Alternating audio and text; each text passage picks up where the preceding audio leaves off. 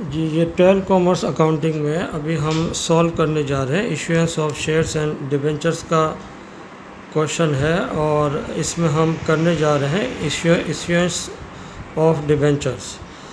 और इसमें 4 मुख्तलिफ़ सिचुएशंस होती हैं। अगर हम इन चारों को समझ लेंगे और उनकी हमें एंट्री बनाना आ जाएगी तो तकरीबन 99% जितने भी इश्यूएंस ऑफ डिबेंचर्स के मुतालिक एंट्रीज़ होगी वो हम बहुत आसानी से उनको कर लेंगे। तो पहले थोड़ी सी बात, डिबेंचर क्या होते हैं। डिबेंचर एक तरह की लोन होती है जो कंपनी अपने सर्टिफिकेट सेल करके लोगों से लोन हासिल करती है। तो जो वो सर्टिफिकेट होता है उसका नाम डिबेंचर होता है। तो अगर हम इसको देखें तो यहाँ पे कोई कंपनी जो है वो 2000 डिबेंचर जो है वो इशू कर रही है 5 साल के लिए। यानी जो उसको ख़रीदेगा और जो उसकी रकम अदा करेगा उसको वो डिबेंचर्स 5 साल के लिए रखने होंगे और हर साल उसको 17% जो है उस पर इंटरेस्ट मिलेगा। लेकिन जो हमारे जो कोर्स है उसमें जो इंटरेस्ट बनानी है उसमें हमें इस परसेंटेज को भी इग्नोर कर देना है और 5 इयर्स को भी इग्नोर कर देना है। अब देखें, इसको मैं बनाना शुरू करता हूँ। ये सिचुएशन नंबर 1 है जिसमें एक डिबेंचर की जो कीमत है वो 100 रुपीज़ है और 100 रुपीज़ पे हम इनको सेल कर रहे हैं। तो इसके नतीजे में बैंक जो है वो डेबिट हो जाएगा 2000 इंटू 100 और ये आपके 2 लाख जो अमाउंट है वो कंपनी को मिल जाएगी। और डिबेंचर पेएबल 2 लाख। ये बहुत ही सिंपल एंट्री है। पहली सिचुएशन बहुत ही सिंपल है और इसमें हमने बैंक को डेबिट किया और डिबेंचर्स पेएबल को क्रेडिट किया। ठीक है, अब हम और यहाँ पे एक ज़रूरी बात कि नरेशन आपको हर एंट्री के बाद लिखनी होगी। तो to record issue of debenture at par. अब हम दूसरी सिचुएशन को समझते हैं और उसके अंदर भी 2000 डिबेंचर्स ही इशू हो रहे हैं।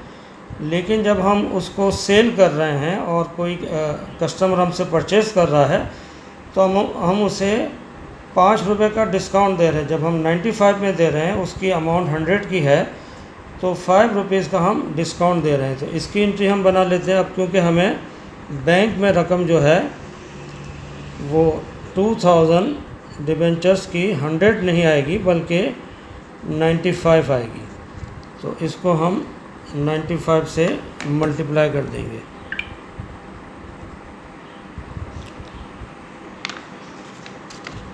तो ये हो गए आपके 1,90,000 की हमें रकम जो है वो मिल गई।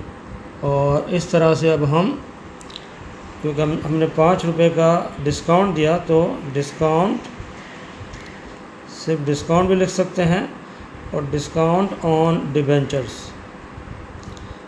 तो 2000 पे हमने 5 का जो है वो डिस्काउंट दिया तो ये हो गया 10,000। और डिबेंचर्स यानी जब वो हमारे पास मुद्दत मुकम्मल होने के बाद जिसने ख़रीदे हैं वो वापस आएगा तो हमें उसको जो रकम देनी है वो 2 लाख देनी है, क्योंकि ये डिस्काउंट हमने अपनी मर्ज़ी से दिया है। तो इसकी भी नरेशन लिख लेते हैं। Issued debentures at discount ₹5। ठीक है, ये आपकी जो हो गई सिचुएशन नंबर 2 जो है वो हमने कर ली, जिसमें कि हम जो ख़रीद रहा है हमसे डिबेंचर्स उसको हम 5 रुपीज़ का डिस्काउंट दे रहे हैं।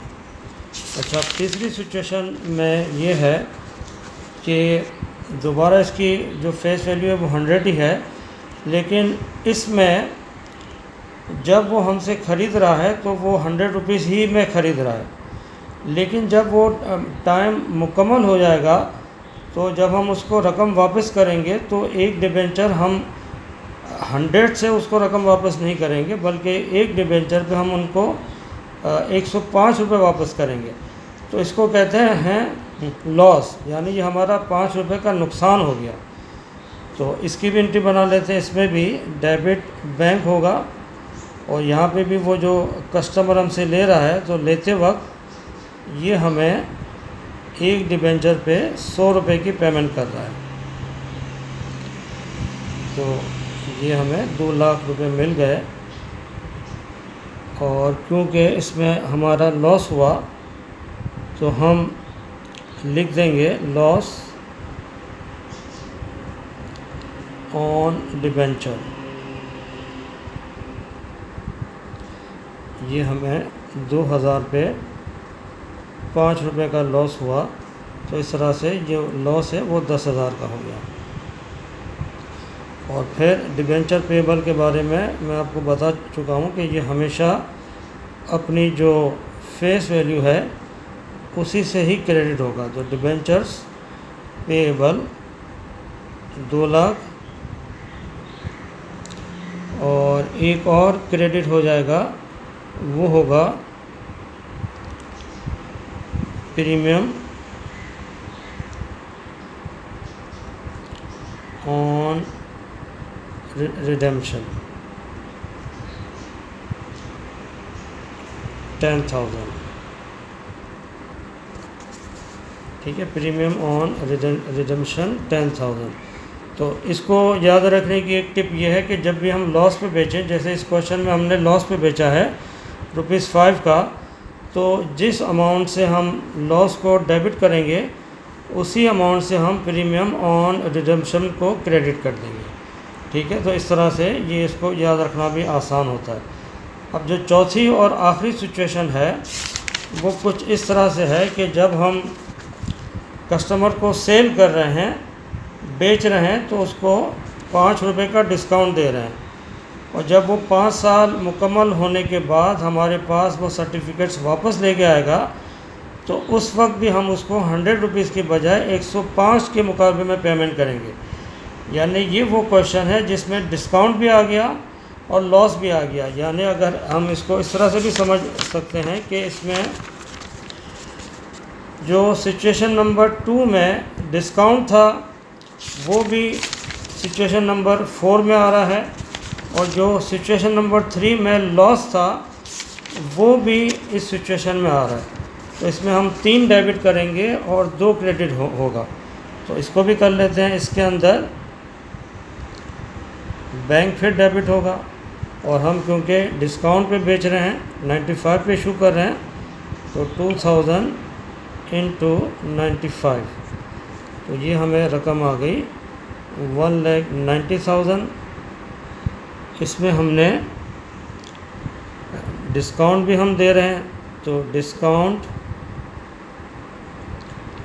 ऑन डिबेंचर्स ये है 5 रुपीज़, तो 10,000 हुआ। और इसमें हमें डिस्काउंट के साथ लॉस भी हो रहा है, तो लॉस को भी हम रिकॉर्ड करेंगे, लॉस ऑन डिबेंचर्स, ये भी 2000 इंटू 5, और ये 10,000। और फिर उसी हम रूल को या टिप को फॉलो करेंगे कि डिबेंचर्स पेएबल जो है वो हमेशा अपनी फेस वैल्यू से ही आएगा, यानी 100 रुपीज़ के हिसाब से। तो हमने 200 डिबेंचर्स इशू किए, तो उसके हमें 2 लाख रुपए हम रिकॉर्ड करेंगे।